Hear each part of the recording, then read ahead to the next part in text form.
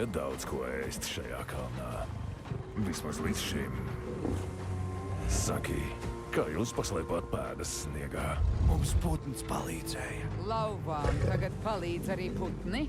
un es palīdzēšu jums. Tu palīdzēsi mums? Tu domā, mums vajadzīgs nodevēja atbalsts? Manī varbūt nav karaļu asiņu, bet vainīgs bija Mufasa, kam mira tavs dēls. Vainīgs bija Mufasa, ka maldies pa sniegu, apmānīja tevi katrā solī. Es parādīšu, kur viņš ir. Un Milele.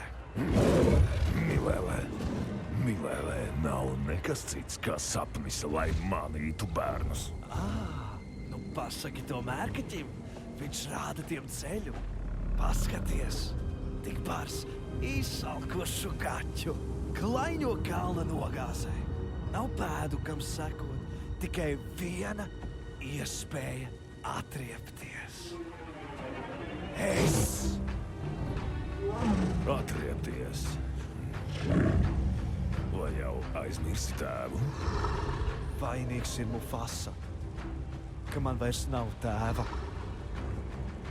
Tikai viņš. Jā, tu zaudēji tēvu. Un es dēlu. Tā kā, vai piedrosies? Jo kopā mēs varētu atriepties. Ar lielāko prieku. Valdnieki.